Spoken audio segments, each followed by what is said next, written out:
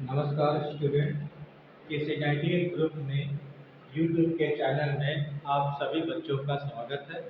आज हम कराएंगे डिप्लोमा 6 सेम का repair and maintenance of building. ठीक, तो पहला टॉपिक है कि मेरा कि need for maintenance. Need for maintenance क्यों होता है? सपोज कोई बिल्डिंग बना रहे हैं, ठीक, अगर उसके रख रखाव और उसके मेंटेनेंस में अगर हम कोई भी खामियां छोड़ते हैं तो बिल्डिंग में रिपेयर और मेंटेनेंस का कॉस्ट क्या होगा, मेरा बढ़ जाएगा। ठीक, तो मेन पर्पस है कि बिल्डिंग का रिपेयर और मेंटेनेंस टाइम टाइम पे हमको करना है। और नीड क्या होती है? सपोज कोई बिल्डिंग है और बिल्डिंग को हमने गोडाउन बना दिया या कमर्शियल यूज के लिए हमने यूज कर लिया, यानी डोमेस्टिक बिल्डिंग है और डोमेस्टिक बिल्डिंग को गोडाउन या पब्लिक यूज के लिए हम ओपन कर देते हैं, तो क्या होगा मेरा, उसमें जो भी उसके फ्लोर्स होंगे या जो भी उस पर लोड आएगा, उस लोड के कारण स्लैब हो गया या फ्लोर हो गया, उसमें कुछ ना कुछ मेरे डिफेक्ट्स होंगे। ठीक, वो डिफेक्ट्स क्या होगा कि क्योंकि जो बिल्डिंग है वो क्या, बिल्डिंग का रेजिडेंशियल बिल्डिंग है, रहने के लिए है, लेकिन हम उसको क्या करें, गोडाउन की यूज में उसको बना दे रहे हैं, तो जिसके कारण से क्या करें, उसकी मेंटेनेंस में हमको दिक्कत होगी।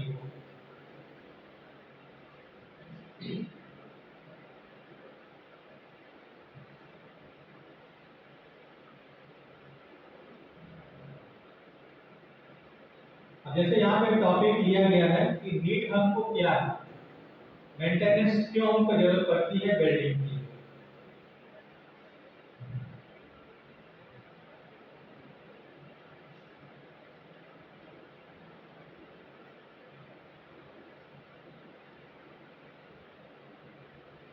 ठीक, अब नीड फॉर मेंटेनेंस है। ठीक, नीड फॉर मेंटेनेंस में हमको क्या चाहिए, जो मेरा है कि भवन के need for maintenance important for the buildings. ठीक, बिल्डिंग का मेन मोटिवेशन क्या है मेरा, है कि बिल्डिंग को कैसे मेंटेन किया जाए, उसके एडवांटेज क्या है। ठीक, भवन का जो भी कंस्ट्रक्शन दिया जाता है उसके हमको मेन इंपॉर्टेंस हमको ध्यान रखना है, जैसे उसकी बिल्डिंग की स्टेबिलिटी या उसके टेम्परेचर, रेन, अर्थक्वेक आदि भवन के जो अंदर है, जो अंदर आदमी पब्लिक यूज कर रहा है, वो उसका जो भी हम यूज करेंगे वो मेरा कंफर्टेबल होनी चाहिए, और जो मेरी जीवन यापन है वो यापन मेरा सही से होनी चाहिए और सही से बनना चाहिए। ठीक, जैसे यहाँ पे लिखा गया है, some importants are the consider under the structure of building and their construction, they are things brief stability of the building, stability of building due to the nature factor like temperature, rainfall, earthquake extra. ठीक, जो भी climate है inside का, वो inside का temperature सही होनी चाहिए, और अर्थक्वेक से, भूकंप से, बारिश से, ये क्या मेरा बचाव वहां पे होनी चाहिए।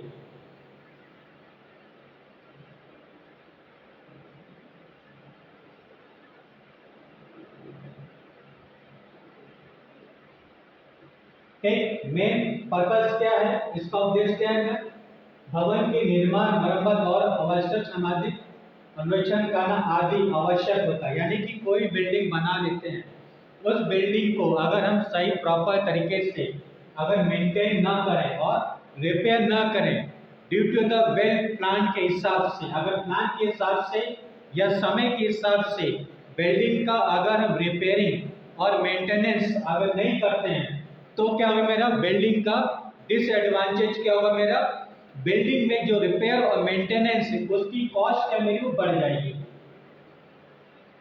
और बिल्डिंग में एक्स्ट्रा लोड भी हमको नहीं चाहिए। जैसे मॉडर्न टेक्निक्स में क्या है मेरा, समान योजना कर बल अधिक नहीं देना चाहिए। ठीक, भवन के निर्माण के पश्चात तत्काल उसके अनुसरण कार्य का आरंभ करना चाहिए। यानी जो भी बिल्डिंग बना दी है, ठीक, बिल्डिंग बनने के बाद तुरंत उसका रिपेयर और मेंटेनेंस का क्या करेंगे, प्लान करेंगे, यानी इसकी क्या करेंगे, प्लानिंग करेंगे। ठीक, प्लानिंग करेंगे साथ साथ उसके टाइम पे। ठीक, बिल्डिंग जब बन गई है तो बिल्डिंग बनने के बाद जो उसका रिपेयरिंग या उसका मेंटेनेंस का एक चार्ट बना देंगे। उस चार्ट के हिसाब से हमको ये फाइंड करना है किस टाइम पे, किस समय पे कौन चीज का हमको रिपेयर करना और किस चीज का मेंटेनेंस करना है। सपोज अगर बिल्डिंग का मेंटेनेंस नहीं करते, फॉर आपको एग्जांपल बताते हैं, यहाँ पे कुछ मेरे पिक्चर्स लगे हुए हैं। ठीक, जैसे यहाँ पे देख रहे होंगे कि प्लास्टर यहाँ पे टूट गया है। ठीक, प्लास्टर क्या टूट गया है ड्यू टू किसके कारण, ड्यू टू द सीपेज कारण। सीपेज कहाँ से हो रही है, जो मेरी जो वॉल है, ठीक, उस वॉल के हिसाब से क्या मेरी वो सीपेज बन रही है। और सीपेज के कारण क्या हो रहा है, मेरा जो मेरा वॉल है वो क्या, वॉल मेरा जो प्लास्टर है वो मेरा छूट गया।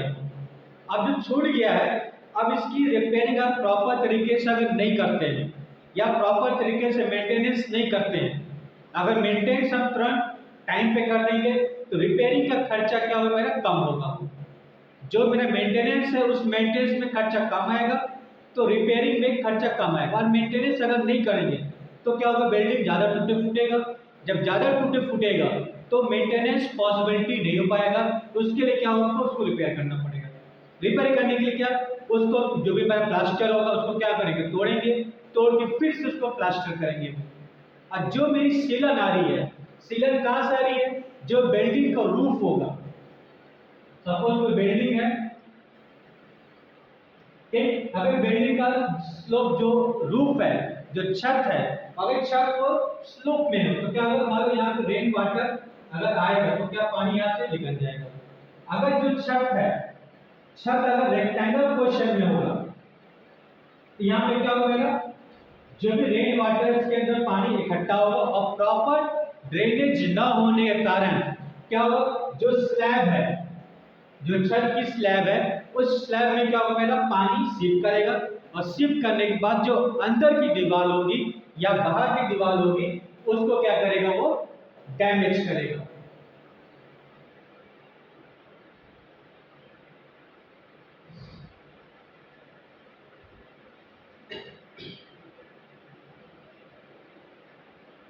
रिपेयरिंग जो भवन की मरम्मत से हम क्या समझते हैं।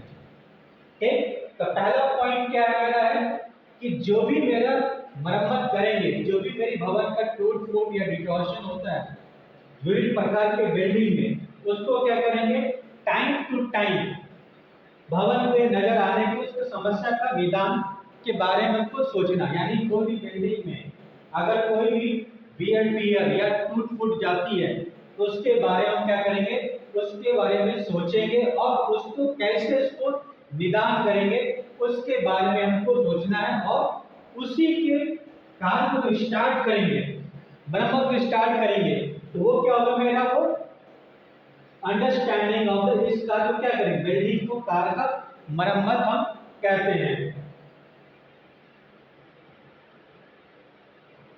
ठीक, मरम्मत कार्य, जो भी मरम्मत कार्य करेगा, ठीक, उसके लिए वो क्या चाहिए, स्किल लेवल चाहिए। यानी कि जो भी रिपेयर कर रहा है या जो भी मेंटेनेंस कर रहा है, अगर वो मेंटेनेंस अगर कुशल कारीगर अगर करता है, ठीक, तो वो क्या, वो अच्छे क्वालिटी का मटेरियल यूज करेगा।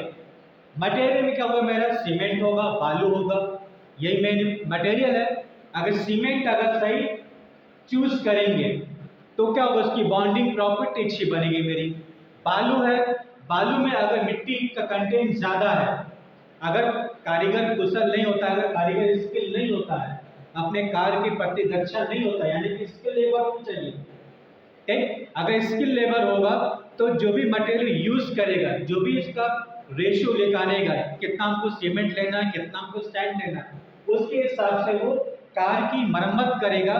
तो जो कार का मरम्मत करेगा तो वो क्या होगा, उच्च श्रेणी का रिपेयरिंग कहलाएगा। यानी कि इस उच्च श्रेणी का मतलब क्या है, जो कारीगर स्किल है उसके हिसाब से मटेरियल को यूज करेगा।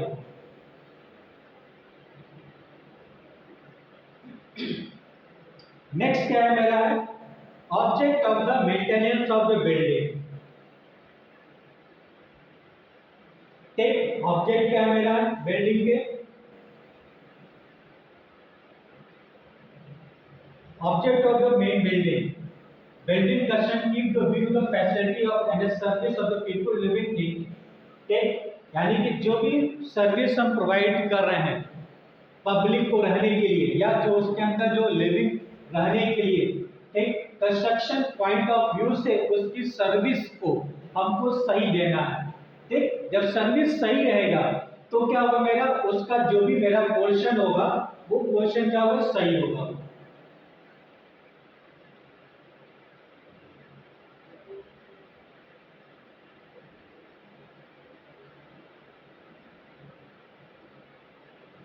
ठीक, जैसे आप देख रहे हैं आवास में रहने वाले व्यक्तियों की सुविधा और सेवाओं पर दृष्टि रखते हुए किया जाता है। भवन की सुविधा की सेवा बनाने रखना आरक्षण यानी जो मेंटेनेंस उसका मेन उद्देश्य होता है कि कैसे उसको मेंटेन करें।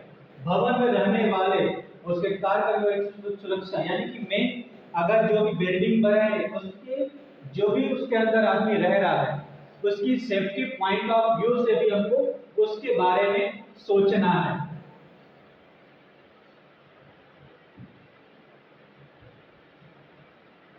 ठीक, सोचना है। अब मेन ऑब्जेक्ट क्या है मेरा,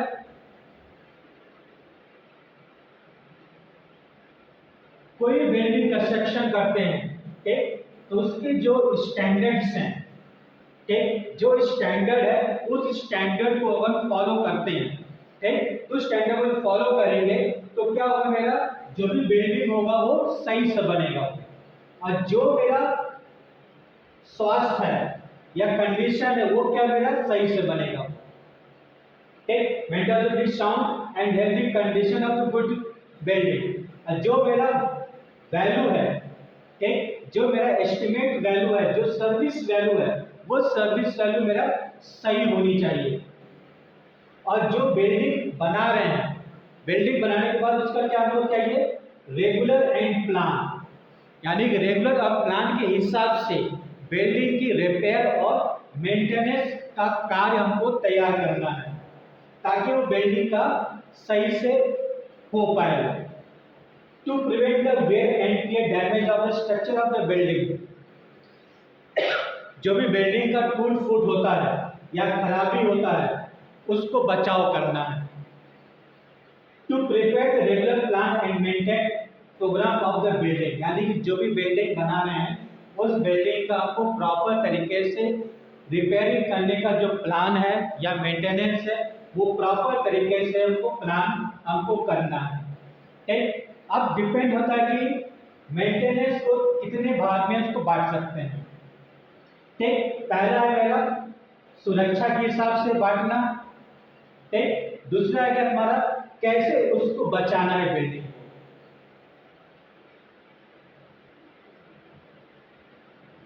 ठीक, अब बिल्डिंग को कैसे बचाना है, उसकी लाइफ कैसे इंक्रीज होगी, तो लाइफ इंक्रीज के क्या मेरा वाटर प्रूफिंग या प्रोटेक्टिव कोटिंग करना। सपोज कोई बिल्डिंग बन जाती है, अगर बिल्डिंग बनाने के बाद उसकी अगर हम वाटर प्रूफिंग या सही प्रकार से उसके प्रोटेक्टिव कोटिंग ना करें तो भी क्या होगा, बिल्डिंग को वो डैमेज कर सकता है।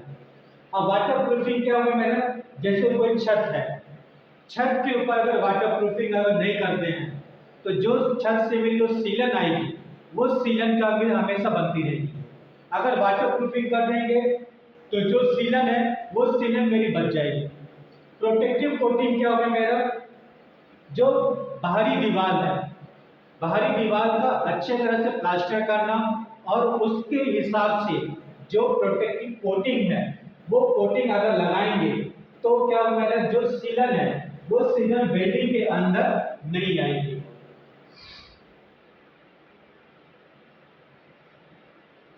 ठीक, दूसरा क्या पॉइंट था मेरा, मेंटेनेंस यूजुअली रिपेयरिंग या रिप्लेसमेंट। ठीक, सर सुरक्षा अनुसार अंत अंतर्गत मानता सभी खराब हो बिल्डिंग जो भी टूट फूट होगी है उसको क्या करना है, हमको तुरंत उसका रिप्लेसमेंट करना है। अगर कोई भी चीज टूट जाती है या खराब हो जाती है तो अगर उसको हम इंस्टेंट अगर रिप्लेस नहीं करेंगे तो क्या होगा, जो भी मेरा आइटम होगा या जो भी मेरा कंस्ट्रक्शन वैल्यू होगी या जो भी आइटम ऑब्जेक्ट है वो क्या ऑब्जेक्ट क्या है खराब हो जाएंगे। जैसे सपोज कोई लकड़ी का दरवाजा है, ठीक, अगर लकड़ी के दरवाजे में टाइम टाइम पे अगर पॉलिशिंग नहीं करते हैं या टाइम टाइम पे उसके प्रोटेक्टिव कोट नहीं लगाते हैं तो दरवाजे की जो खिड़की है या उसका जो फ्रेम है उस फ्रेम में क्या मेरा दीमक लग सकते हैं या घुन लग सकता है। लोहे का जो स्ट्रक्चर है उस पर हमको पेंट करना जरूरी है। अगर लोहे के स्ट्रक्चर में पेंट अगर नहीं करते हैं तो क्या होगा मेरा बारिश की वजह से उसमें क्या होगा कोरोजन स्टार्ट होंगे, यानी जंग लगना स्टार्ट हो जाएगा और जिसके कारण जो लोहे का स्ट्रक्चर है वो खराब हो जाएगा। दूसरा है मेरा दीवार की रंग पोताई करना। अगर दीवार के ऊपर अगर हम रंग पोताई अगर नहीं करते हैं तो वो भी क्या मेरा ड्रॉबैक्स होंगे रिपेयरिंग और मेंटेनेंस के लिए।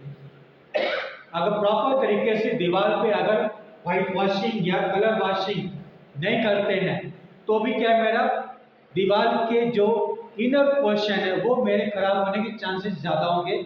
और बाहरी दीवार पे अगर प्रोटेक्टिव कोट अगर नहीं लगाते हैं, पेंट नहीं लगाते हैं तो भी क्या मेरा वो बिल्डिंग का ड्रॉबैक्स होंगे उसके मेंटेनेंस के लिए।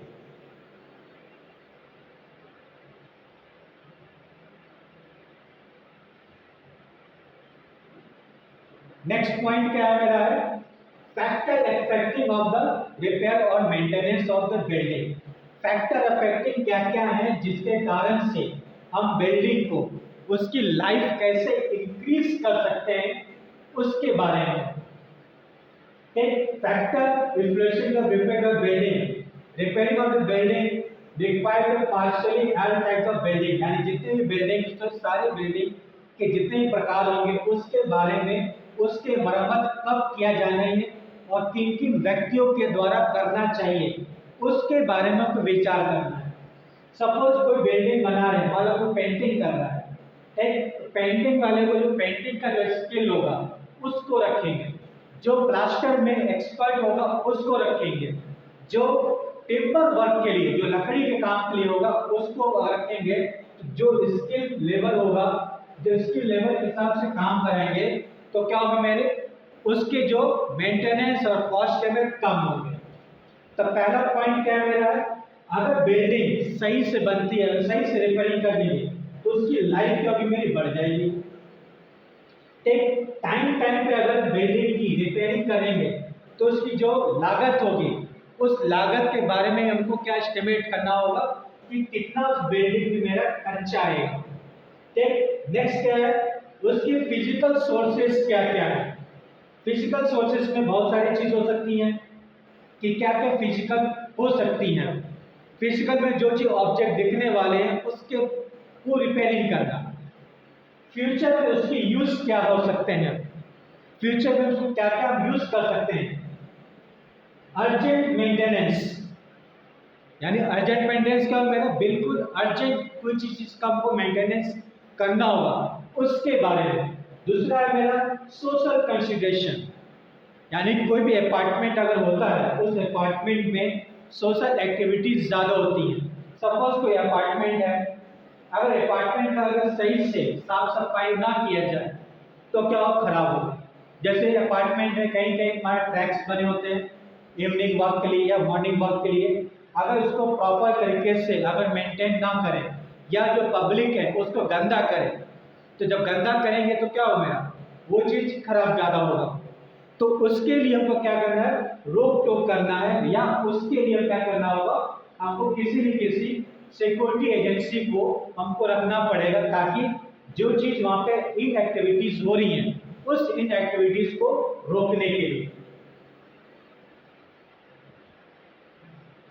एस्टिमेट कैसे करना है बिल्डिंग के बारे में बताया गया है। सोशल एक्टिविटीज क्या होगी, फ्यूचर में क्या होगा, एक्सपेक्ट जो चीज करेंगे जैसे हमारा कोई चीज बालकनी छोड़ दिए या टेरिस छोड़ दिए या छत छोड़ दिए उस छत के हिसाब से वहां पे फ्यूचर में हम क्या स्कोप कर सकते हैं। सोशल के बारे में बता ही चुके हैं, सोशल एक्टिविटीज के बारे में हर चीज को पहलू को हमको नजर रखना है ताकि यह होगी कि बिल्डिंग के रख रखाव में कोई दिक्कत ना हो।